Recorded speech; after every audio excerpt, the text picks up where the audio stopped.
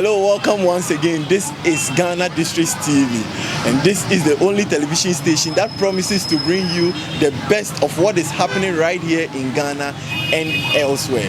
So the Electoral Commission has set December 19th as the date for the District Assemblies elections. This is the day that we are going to elect people to represent us at various assemblies across the country, and I'm privileged to have one noble gentleman who is contesting in this year's elections. He is the presiding member for the Accra Metropolitan Assembly and the current assembly member for the people of Aveno. Ladies and gentlemen, my guest for this edition is Honorable Alfred Asiedu Ejei, also known as Paju.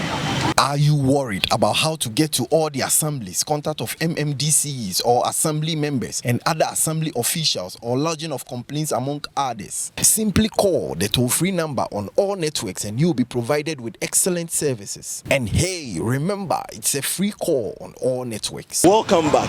So like I did indicate before the short commercial break, I have with me here Mr. Alfred Asiedu Ejei, aka Pajo, who is the presiding member for the Accra Metropolitan Assembly and also the assembly member for the people of Aveno. Welcome, sir.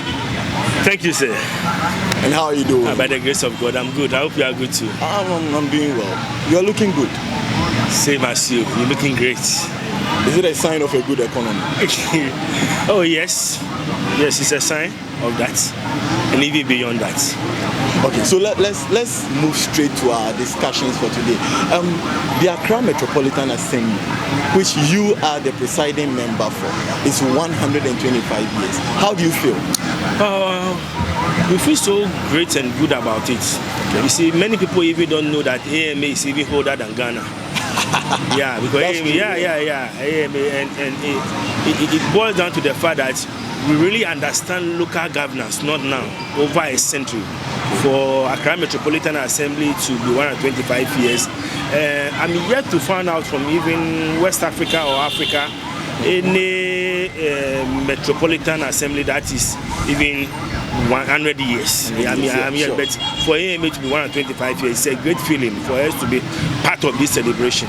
And as the presiding member, and for you to be part of this, how do you feel personally? Personally, I feel so good and great to be part of this celebration. Okay. And let me use this opportunity to thank the president, Nana Addo Dankwa Akufo-Addo. Sure. You know, in the history of the Accra Metropolitan Assembly, it has always been dominated by the male, by the male father, to be the MC or the mayor position. Sure. And the president, in his own wisdom, for the first time in the history of Ghana, appointed a female. So this is the first time a female, in the person of Elizabeth Nakpatute Iwasaki, to be the first mayor of AMA, which is over 124 years, being dominated by male for the first time for female to become a mayor. It's a great feeling. And you seem to have a good working relationship with her, looking at the way you are talking. Oh yes, yes. I have a very good working relationship. It goes even beyond the working relationship. Okay. And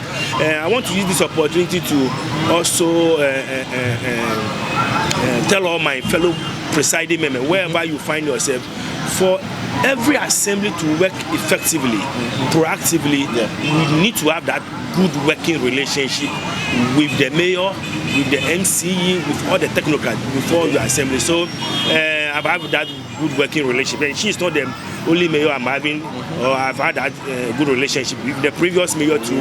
We're having this good relationship. But relationship with her is phenomenal, because she happened to be the first female mayor. So it goes beyond that. Oh, okay. So let's quickly look at the activities for this 125th anniversary.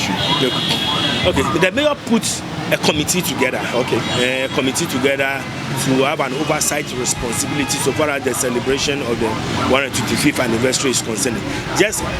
We started 3 weeks ago.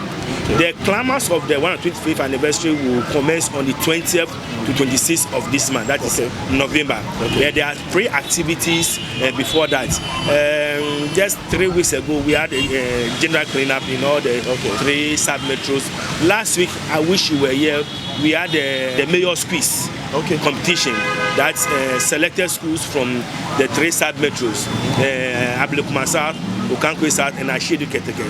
We had a quiz program here, the quiz competition, and kudos to the Ablekuma South. They won. They won. So that's the activity. Just this Saturday, we are going to have medical screening. As you know, charity begins at home. So we are going to start the medical screening from within, from the staff of AMA. That's where we are going to start from. Then Saturday, we are going to have it in all the 3 sub-metros around. So it's part of the activity. Next week, we are going to have a very big float. We are also going to have the municipal football gala. So we have a whole lot of activities that the climax, as I said, 25th to 20th to 26th, we are going to have a host of people coming from all over the world to come and witness these great achievements. This looks to be a very good celebration. But let's shift our attention to the work of the assembly. Let's look at the assembly's performance as the presiding member. Let's look at some interventions that you've put in place that are currently working to better the lives of the people. Let's take them one after the other. So let me start from sanitation. Yeah, sanitation. As you all know, sanitation is a major problem. Policies that regulate sanitation management is by the Ministry of Local Government and also the Ministry of Sanitation. They give the policy framework, but every assembly is also having its own policies that regulates waste management. In Accra, we generate about 1,008 tons of waste a day in Accra. 1,800 tons of waste in the city. So now, let's look at the CBD, the Central Business District. You know, AMA is not the AMA that we used to know. Municipalities have been carved out of AMA, a lot of municipalities. So it's left to get 3 sub-metros, Okankwe South, Ablekuma South, and Ashedu Keteke. Meanwhile, the CBD, the Central Business District, we still have waste being collected, which generated each and every day. So when Mayor came, one of the interventions that he put across has to do with waste separation. Waste separation. So the focus was on the schools for them to start with the waste collection in school. That's the source separation. So we put in these measures that for every school that we have, the solid waste will be separated. So we have the source separation. So if you go to most schools, we have this source separation that is taking place there, because we believe that if you catch them young, they will be able to incorporate this forever. Also, when you come to the various sub-metros, the metropolitans have subletted the waste generation to some contractors that collect the waste from the various households. Then they will bring it to, we have a place called Aricon that they will bring the waste there. One of the major challenges, but to me it is also good in one way or the other, has to do with the informal waste collectors, those with the tricycles. Even though the assembly do not have a contract with them, they've been recognized for the work that they are doing. Because you know, when you mention some of the giants in waste collection, that is Zoom Lion, Jekora Waste, you can name them.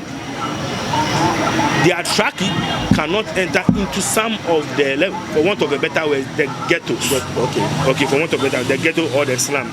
So we have these aboboyas, or the informal waste collectors, that goes around to collect this waste from the various slum community that we have.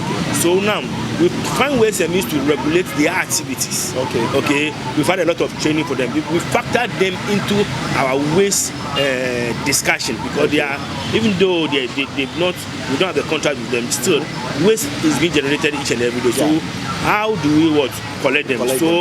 One, they go around some of these slum communities to collect this waste, and they also bring it to a central point, which will be collected by these giants in the waste, giant ones, to the final disposal site. So in Accra, we have the Aricop, which was put up by Zoom Lion. So they collect this waste and bring it there. If you can remember, during the initial stage of the regional minister, Operation Clean Your Frontage. Yeah, Operation Clean Your Frontage. They've been asked never to plow the motorway.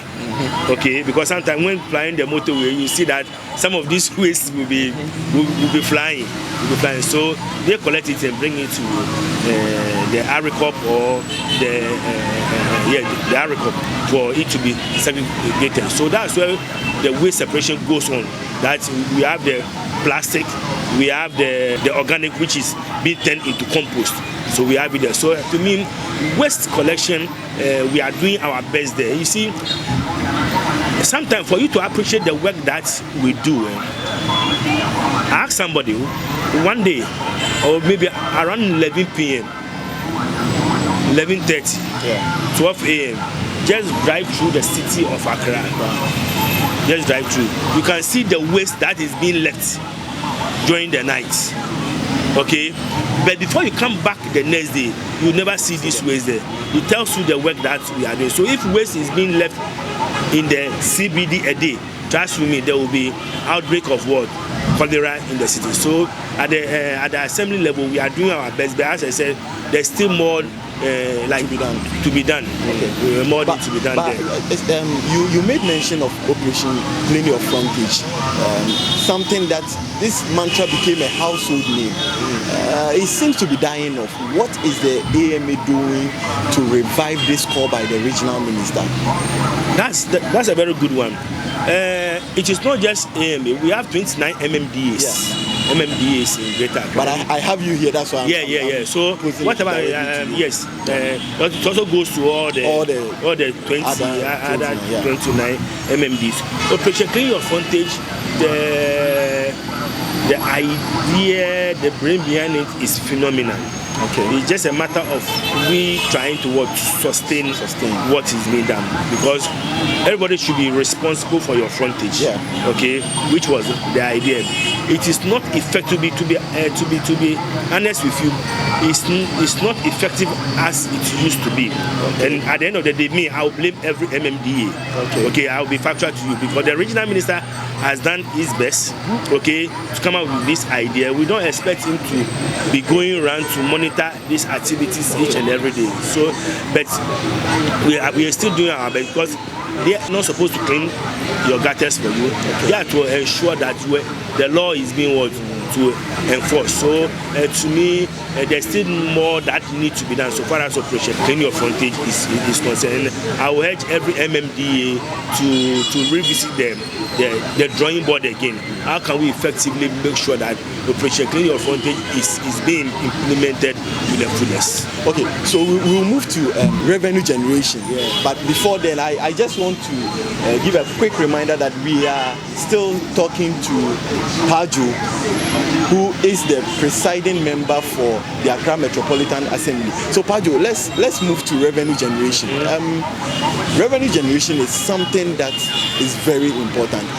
Over the years, most of the MMDAs have overly relied on monies from central government, that is common fund. What is the Accra Metropolitan doing to improve its revenue generation? What was the situation and what has been the success story? Can you share with us? Yeah. Once again, I'll say kudos to the mayor of Accra, Honorable Elizabeth Nakwachi Asaki. When she came earlier on, she studied the system very well. And just like the vice president, the father of digitization, AMA is going digital next year. Next year, fully. We piloted it this year at some vantage places. So give us a gist of what is going to happen next year. Next year, payment of rates. Payment of property rates. We'll come to property rates. It's a different ball game altogether now. But I'm talking about other rates and other levies that need to be paid. We are going digital fully next year, and we are done with the data caption. Okay. Data caption. Okay. So we know every property that is in the work that we are doing everywhere. So next year we are going fully digital. As I said, we piloted it. Most of the time, whatever you need to do, you need to pilot it. Find out the success story. What worked well, what didn't work well, and other things. So, I mean, we discussed it at the assembly level. So, AMA is going digital next year fully, and we are to ensure that we are able to generate the IGF, the Internal Revenue Fund that we are supposed to have. So, to me, kudos. Next year, by January, that's when we are going fully digital. That money will not pass through, and that, I mean, we know some of the things that are. So, what has been some of the challenges with regards to people going directly to take money? So some of the challenges are, whatever money that you collect, you're supposed to, within 24 hours, pay into the account. Sometimes we have some recalcitrant ones that maybe do not follow that procedure. And thank God we have a very good audit committee at AMA that we audit each of these things. Okay, so based on this auditing report and everything, we say that no, we cannot be going through the whole system again. Let's go fully digital. And trust me, we've all accepted it. It has been discussed at the finance and administrative subcommittee level. It has come to the joint committee level. It has come to the executive committee level before the general assembly. So before accepted that next year we are going fully digital. Has there been instances where people go to this market, people take monies and do not make accounts to the assembly? Have you received reports of such? Yes. As I said, receiving the report is one side, investigating to is another side, and making sure that those who fall short of the laid down procedures are dealt with. And there have been instances that we've dealt with people, if we send them to the police for them to do their own investigation. There are instances that we send individuals to Iyopo to do their own investigation. Trust me, whoever is found culpable will be dealt with by the, because they are laid down rules and regulations. As we said, we are in a human institution, and some people, all the time, some would love to take advantage of the system. If the system crack you down, definitely you'll be dealt with. A quick reminder that we are still speaking to Pajo, who is the presiding member for the Accra Metropolitan Assembly and also the assembly member for the people of Aveno. My next question before we go for a quick commercial break, I want to find out what has been the cooperation between the assembly and the government in terms of road infrastructure. Do you have challenges, and what has been the cooperation between yourself and then the government in helping resolve such issues? The cooperation between the assembly and the government has been very, very, very cooperative. So far as road infrastructure is concerned, the assembly take most routine road maintenance, most routine maintenance, and there are some specific roads that can be constructed by the assembly, which will be factored into our composite budgeting. Yes. So to me, even though there are still more roads that need to be constructed, when it comes to routine maintenance, the assembly is doing very, very, very well in terms of the road. One of the major intervention by the government so far as the assembly is concerned has to do with the construction of the Obechebi Lamte Tachi, which to me, when it's constructed and when it's done, is going to improve upon the economic activities within the assembly and its environment. So to me, we are doing our very best in the road construction. The government has also been very phenomenal in that. Okay, so we'll go for a quick commercial break, and when we return, Pajo will tell us more about his role as the presiding member for the Accra Metropolitan Assembly, some challenges he's facing. So please stay, don't go away. Are you worried about how to get to all the assemblies, contact of MMDCs or assembly members and other assembly officials, or lodging of complaints among others? Simply call the toll-free number on all networks and you'll be provided with excellent services. And hey, remember, it's a free call on all networks. Welcome back. So before the short break, Honorable was talking about some of the challenges with regards to revenue collection, waste management, and so on. But we'll zoom in into his role as the presiding member. Honorable, you are welcome once again. Thank you. Okay, so as the presiding member for the Mother Assembly, how difficult is your task? Thank you very much for this question. I won't say it is difficult. Okay. I will not look at it from that angle. This is my third term to be presiding member for Accra Metropolitan Assembly. And I will say to the glory of God and with the cooperation of my members that in all the time that I contest for the presiding member, I go unopposed. Oh, that's nice. Unopposed. So it tells you, one, the relationship that you have with your people, the cooperation that you have with them in terms of the dialoguing and so on and so forth. As you know, you, the assembly member, you are the intermediary between your electorates and the assembly. And being the presiding member too, you are the spokesperson between your assembly members and the assembly. In terms of their needs, things that need to be done. So being a presiding member, I call presiding members as double honorable members. Double honorable members. Sure. It's not easy for you to even win an assembly election, come back and also win what presiding member. And for me to be a presiding member for 3 consecutive terms, it tells you, as I said, the relationship that we have. And to me, we are doing our very best for my people. And one particular thing that is dear to virtually every assembly member has to do with what we call electoral area project fund. Okay, just like we have the MP's common fund, AMA is part of our budget that every year there will be this amount of fund for you to develop an electoral area. And I can say to the glory of God that since I became presiding member, every year we do our best to what to give to get a project that every assembly member can boast of. So do you give them the money to work? No, the money is not given to you, the assembly member.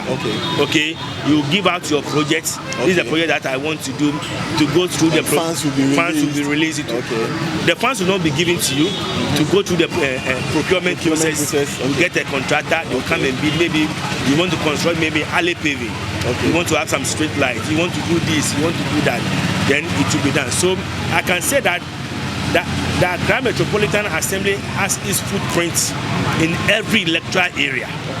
Every assembly member can boast of 1 or 2 projects that since I became an assembly member, this is what I'll be able to execute in my electoral area. So trust me, we are doing our very best, and I'm very okay with my assembly members for giving me that opportunity to serve them. Now I'll continue to serve them because I have the passion for what I do, and kudos to them. And when you move around the country, the same chorus that's been sung by most of the assembly members is, we need salaries. Our allowances are not enough. As a presiding member of the Accra Metropolitan Assembly, do you receive such messages from your people? And yes, how are you? Yes, I received such. But before then, let me say kudos once again to the mayor of Accra, Honorable Elizabeth Nakwachutu Yasaki. I'm saying this on record. We are in the month of November. I became an assembly member 2015. This is the first time in the history of AMA that all our allowances, committee allowances, has been paid fully. Wow. This is the first time in the history of AMA, so far as I am concerned. Even my predecessors even attest to that fact. This is the first time in the history of AMA that through the mayor that all our allowances has been paid in full. Committee allowance, monthly allowance, whatever allowance, our electoral area project, every promise has been fulfilled. And what did the magic? The magic, as I said, is what? Cooperation. And you, the assembly member too, even though you are a policy maker, you must also try your best to fish out places that revenue can be raked in for the assembly. But are your people doing that? They are doing that perfectly. My assembly, they are doing that perfectly. If there's even an ongoing project that they suspect this project has even been constructed with that permit, they will confront the person, report to the assembly will go. I mean, they are doing their best. There are some instances that the assembly members themselves, with the mayor, will go run to make sure that they rake in revenue, going to places, going to companies to find out whether they pay their rates, whether they paid in their monthly, whatever they need to pay. Was there a win-win communique among your people that do this and we'll do this for you, help bring in more revenue, and we also there wasn't anything like that. Okay. You see, I said, you, the assembly member, don't see yourself in court as just the policy maker. Okay. We must also have oversight responsibility in whatever activities that goes on in your assembly. Okay. So we make sure that we assist the mayor very, very well. So if you just joined us, we are still speaking to Mr. Alfred Asiedu, who is the presiding member for the Accra Metropolitan Assembly and also the assembly member for Aveno in the Greater Accra region. We've been talking about some of the things he has done as a presiding member to help improve the Accra Metropolitan Assembly. So, thank you very much. Let's shift our attention to the upcoming election. We know that the Electoral Commission has set December 19th for these elections. Are you coming back? Just like Arnold Schwarzenegger, I'm coming back. You're coming back? Yes. Okay, so let's look at one or two things you have done in Aveno that makes you think that the people will give you the nod for you to return to the Accra Metropolitan Assembly. I want to say it once again, I'm the first person to win an assembly election in Aveno 2 consecutive times. It has never happened before. They gave me the opportunity to serve them 2015, and they gave me the opportunity to serve them again in 2019. So I will not talk about 2015 because serving them very well, they gave me the opportunity again for me to serve them in 2019. So the question is, why am I contesting again? Am I sure they are going to give me the nod? If you give me the scale of 1 to 10, 1 to 10, yeah. 1 to 10. In order not to be complacent, I can say that 1 to 10, I'll give myself 6. 6, okay. That's a gentleman's pass. Yes, I'll give myself 6. But when you go to the grounds, I believe they will give me more. More than that. So, 2019, I won the assembly election. We had an election 17th December 2019. 2020, we are aware of the COVID. Yeah. 2020, 2021. So let me even start from the COVID era. The COVID era, I never left them in the dark. I did my best by ensuring that falling on other companies to assist the vulnerable in the community by sharing food items and things to them. Did our very best for them during the COVID time. So the facts are there. Now, let me say it again. Let me start from the education point of view. Okay. Every year in Aveno, I organize inter-community quiz competition for the GSS people. 3 months before their BEC.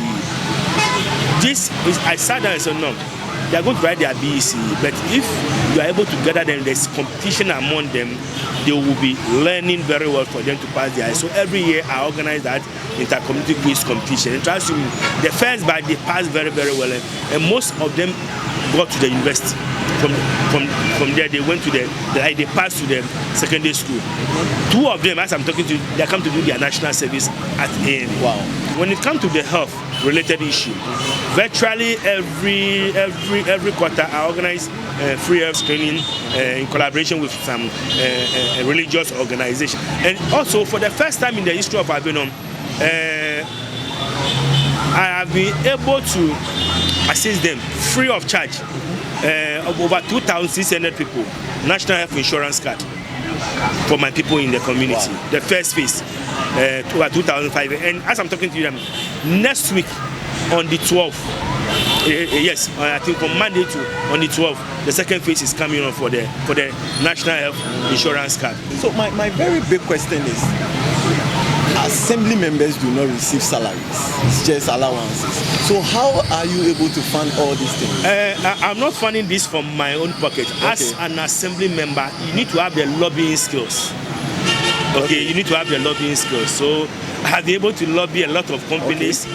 Prior to that, I was working with some international NGOs. Okay. So that training is there, that you are able to lobby companies around, philanthropists around for them to assist you. So all this that I'm doing is just a matter of lobbying people to understand. Every assembly member is supposed to even have the profile of your community, which is very, very important. So having the profile of the community, you know the needs of your community. So when it comes to sports, we have a lot of sporting clubs in the community. I support them virtually all the time with their football jerseys and so on and so forth. So for my community, I'm doing my best. One thing that is dear to me has to do with putting up a sheep compound in the community, which I started on my own. I started on my own for the past 3 years. It has come to a halt now. What's the stage now? The stage now is we are still at the foundation level. Foundation level. It's a 6 feet down because because of the scarcity of land. The vision is that one day we have to continue. So I'm using this medium for an assistance from philanthropists that can come and assist us in the community. So for our community, we are doing a lot. When it comes to road construction, we've done a lot to lobby for that. So we are still speaking to Pajo, who is the presiding member for the Accra Metropolitan Assembly and the assembly member for Aveno in the Greater Accra region. We'll go for a quick commercial break. When we return, we will be discussing his ambition to lead NALAC and whether he is coming back. So don't go away. Are you worried about how to get to all the assemblies, contact of MMDCs or assembly members and other assembly officials, or lodging of complaints among others? Simply call the toll-free number on all networks and you'll be provided with excellent services. And hey, remember, it's a free call on all networks. Welcome back. So Pajo is still here. Welcome, sir. Thank you. Okay, so you still have your ambition of leading NALAC alive. You still have that hope? Yes. Yes, and yes again. Last year, I contested for the position of the NALAC president, and let me say, it's a step in the right direction. I still believe that an assembly member with the passion to lead NALAC should be given the opportunity to lead NALAC. From time immemorial, it's been led by most MMDCs. I'm not saying they are not doing their work, they are doing fantastically good, but I still believe that an assembly member should lead NALAC for the president position. I contested last year and I lost narrowly to my boss, that is Honorable Nana Ajin. Boss, wherever you are, I salute you very, very well. This year, I'll contest for the assembly election position. I know with the support of my people, I'm going to win. From there, I'll move to the presiding member. Then the next focus should be the NALAC. You know, with the NALAC, NALAC is a very big organization, and I believe that it should be a position that needs to be very, very well recognized. You need to have full attention for that, because that is the mother body of entire assembly. And you see, it has a lot of advantages, okay, for you to be the NALAC president and also the people that you'll be serving. It goes beyond even you being a presiding member, because you are looking at the entire and the welfare of assembly members. One of the things that we need to look at, one of the reasons why I want to contest for the NALAC position last year, and I'm still standing by that. You see, let me just look at even the ex gratia of assembly members. I keep talking about this. I'm from the Metropolitan Assembly. Okay? Yeah. At the end of the day, my ex gratia will be determined by my IGF. The amount of money I'm able to raise. Okay, as an assembly, and I'll be given an ex gratia. I've been able to travel the entire 16 regions in Ghana when I was contesting for the NALAC position. So I saw what most people are going through. Okay, I'm at the Metropolitan Assembly. You can see that. I mean, at least your IGF. My IGF is a bit high. The question we must ask ourselves is that if you are an MP, okay, an MP may be Bole Bamboy, an MP is Abritatali, an MP in Okankwe South, an MP, when it comes to ex gratia, they are giving equal ex gratia. But why is that when an assembly member after serving, they say his ability to pay? Can you believe that some people will serve 4 years and their end of year benefits, which we call the ex gratia, will be 1,005 Ghana cedis. Wow. 2,000 Ghana cedis. You can just imagine that. You see, and you see, some people receive 1,000 Ghana cedis after serving for 4 years. You see, and excuse me, the most annoying factor is that this money will not even be given to you, but sometimes it comes in football formation. 442. 400 Ghana. 400 Ghana. The 200. Can you just, after serving for 4 years, you see, it tells you, as a nation, how we value local governance. Okay, so it's one of the things that we need to pay critical attention to. And being an president, we are going to lobby, we are going to judge for the government to see the need that one, at least the ex gratia for assembly members should be equal. Okay. It should cut across.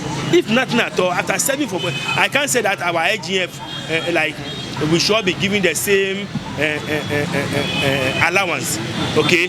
But when it comes to ex gratia, I believe, and I'm still standing by that fact, that when it comes to ex gratia, it should cut across. It should be equal to every assembly. How much do you think should be given to each assembly member after serving? No, for this one, I would not love to take the silo decision or how much it to be given. That's why I say we need to lobby. Okay. Me from the Metropolitan, last 4 years, after serving 4 years, we were giving 5,000 Ghana cedis. Okay. It is in code. It is nothing to write home about as a Metropolitan. But when I compare that one to my colleagues, my same colleagues, we are all assembly members. As I said, being an assembly member in Aveno electoral area, being an assembly member we are all assembly members, just like MPs. We are not comparing ourselves to MPs. We are not saying that we should be giving the same. No. We are not saying that. Okay, but when it comes to ex gratia, it should be the same, and it should not be charged by IGF. Okay. It should be charged from the consolidated fund. Okay. It should cut across. It should be equal. For that one, that is where the lobbying is. We need to start lobbying from that particular point of view. And one, again, has to do with, you see, we have the old mentality that assembly is voluntary. Okay. You see, it does not motivate you for you to do your work very well as an assembly member. Okay. Trust me, the demand from your electorate is very huge. You see, I'm saying it again that it is easy for you to win an MP position than to win an assembly member. Okay? Because even in some places, in most places or some places, just standing on the ticket of a party, if the person do not know you, they will vote for you. Just standing on the ticket of the party. Okay? But being an assembly member, master, room to room, house to house, kitchen to kitchen, you need to, go everywhere for the people. The people must feel that you are part of them for them to be able to vote for you. You see, I have a friend who mentioned the name of an institution. He was working with a very good institution. He became an assembly member. Can you believe he had to resign? His pay was very, very good. He had to resign because he's having the passion to serve the community. Okay? But also the work he's doing is also not giving him the opportunity. So he has to take the decision. So at the end of the day, it comes with some financial obligation. You need to choose. Okay, so that idea that assembly is voluntary, we need to move from that side. That assembly members need to be what? Remunerated very, very, very well. I won't talk about salary because when you talk about salary, it opens another Pandora box that maybe I'm a teacher teaching the government institution. You can never be on the government yes. So there should be a national discussion, okay, about that. But at the end of the day, I believe that we are all equal when it comes to the assembly members, which I believe that.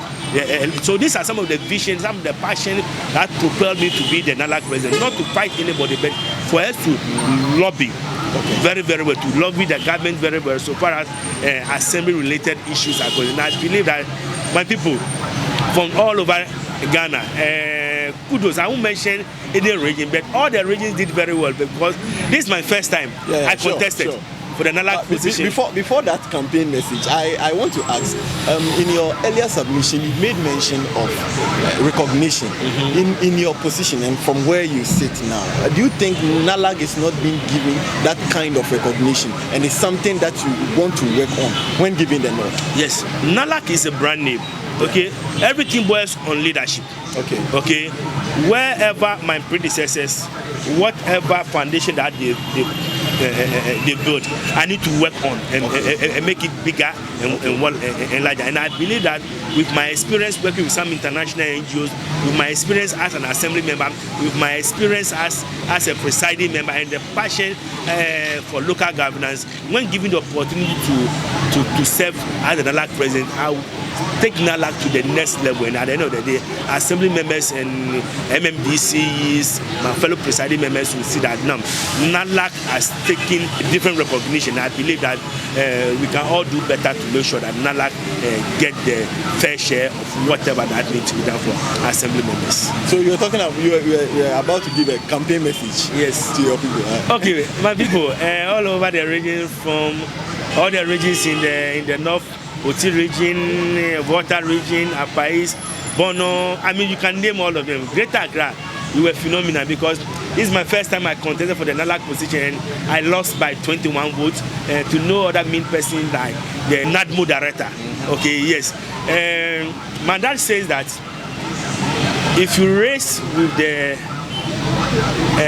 zebra or the lions or the cheetah and you are last, say kudos to yourself. It's better than racing with the tortoise and you are first. Okay, yeah, because this is the first time I contested for this particular election and I lost by 21 votes. I'm not giving up. Still, the passion is there. The passion is there to serve, and I want to use this opportunity to also urge all my assembly members, as you are going for this election, I pray that you all win this election, come back again. My fellow presiding members, keep in touch with your base, keep doing what you keep doing all the time. Don't wait for the day of the election before you be seen. Make sure that you are being seen in your electoral area 24/7. Even the problem, if you cannot even solve the problem, try your best to have the listening ear to your people. And trust me, with this, you are going to win your election again. You are going to come back as assembly members, come back as presiding members, and kudos, you are going to take the NALAC president once again. Thank you very much. So just to remember that Pajo is seeking for 3 elections. First, December 19th, after winning, he will come unopposed for presiding membership, and then next year for NALAC president. Thank you very much. It has been an interesting discussion with you. We are privileged. Thank you very much.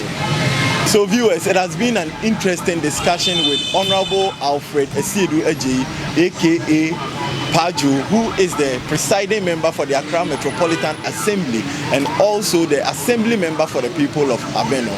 But do join me in subsequent editions. My name is Emmanuel Frempong. Thanks for watching.